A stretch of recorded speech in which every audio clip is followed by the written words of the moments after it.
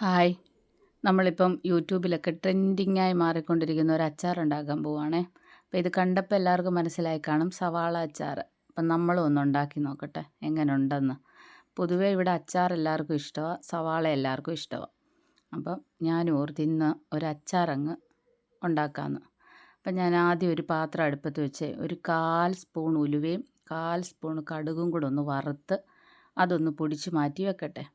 അപ്പം ഇവിടെ സവാള ഇഷ്ടമാണെന്ന് പറഞ്ഞാൽ സവാള വെറുതെ ഇങ്ങനെ അരിഞ്ഞ് ഉപ്പും വിനാഗിരിയും കൂടെ തിരുമ്മി ഞങ്ങൾ കഴിക്കും. പിന്നെ ചപ്പാത്തിക്ക് ഒരു ചപ്പാത്തി എടുത്തിട്ട് അതിനകത്തോട്ട് സവാള അരിഞ്ഞ് ചുരുട്ടി റോള് പോലെ ആക്കിയിട്ട് എനിക്ക് വേറെ കൂട്ടാനൊന്നും വേണ്ട. അപ്പോൾ പിന്നെ അച്ചാറാവുമ്പോഴേ സൂപ്പറായിരിക്കും.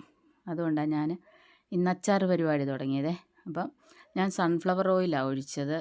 ഒരു 4 സവാള എന്ന് പറയുമ്പോൾ 1/2 കിലോ കാണുമായിരിക്കും. അതിനാവശ്യത്തിനുള്ള സൺഫ്ലവർ ഓയിൽ ഒഴിച്ചു. ഉലുവ, ഒരിച്ചിരി കടുക്, ഇച്ചിരി ഉലുവയൊക്കെ ഇട്ട് പൊട്ടി. അത് കഴിയുമ്പോൾ നമുക്ക് ഉണക്കമുളക്, കറിവേപ്പില, വെളുത്തുള്ളി, പച്ചമുളക് ഇതെല്ലാം കൂടി ഇട്ടൊന്ന് വഴറ്റിയെടുക്കാം.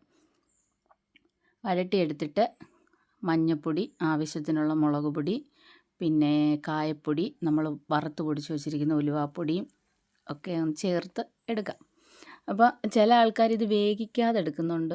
സവാള അരപ്പെല്ലാം താളിച്ച് സവാള അരിഞ്ഞ സവാളയ്ക്കകത്തോട്ട് ഒഴിച്ച്. ഞാനൊരു ഇച്ചിരി ഒന്ന് വേവിക്കുന്നുണ്ട്, ഒരു 1/4. മൊത്തമല്ല, ഒരു കടുകിട സൗണ്ട് കേൾക്കണം, എന്നാൽ ഒത്തിരി അങ്ങ് വേകാനും പാടില്ല. അപ്പം ഞാൻ അരപ്പൊക്കെ ഇങ്ങനെ ആവശ്യത്തിനുള്ളത് അരപ്പെല്ലാം ഇട്ടിട്ടുണ്ട്.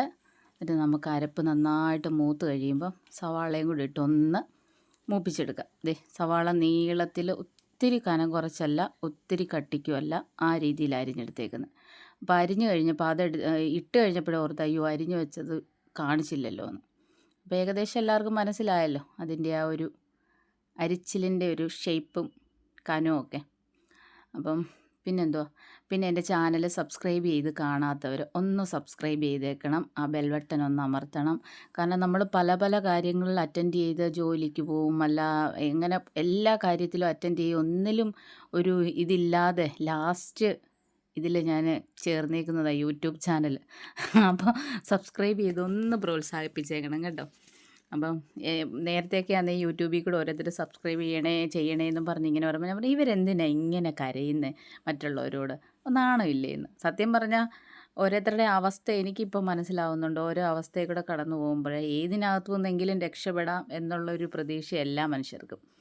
അപ്പോൾ പോട്ടെ, സാഹിത്യം ഞാനങ്ങ് വിട്ടു. അപ്പം നമ്മുടെ അച്ചാറിന് ആവശ്യത്തിനുള്ള വിനാഗിരി ഒഴിച്ചു.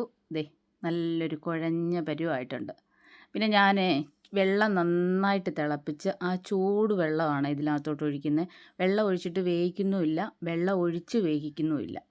അപ്പോൾ വെള്ളം ഞാൻ തിളപ്പിച്ച് അതിൽ ചേർക്കുക, ഒരു ഇച്ചിരി ചാറിന് വേണ്ടിയിട്ട്. അപ്പം നമ്മുടെ അച്ചാർ ഇവിടെ റെഡി ആയിട്ടുണ്ട്. ഉപ്പ് പോരായിരുന്നു, ഞാൻ രണ്ടാമത് ഇച്ചിരി ഉപ്പൂടൊക്കെ ഇട്ട്, പുളിയൊക്കെ കറക്റ്റാണ്.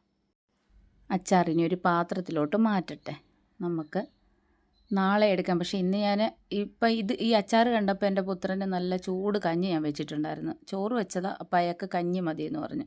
അപ്പോൾ കഞ്ഞി സവാള അച്ചാറും കൂടെ അയാൾ കഴിക്കുന്നുണ്ട്. ഇവിടുത്തെ അവരുടെ ഏറ്റവും ഇഷ്ടപ്പെട്ടൊരു ആഹാരമാണ് കഞ്ഞി. അപ്പം ഓക്കേ.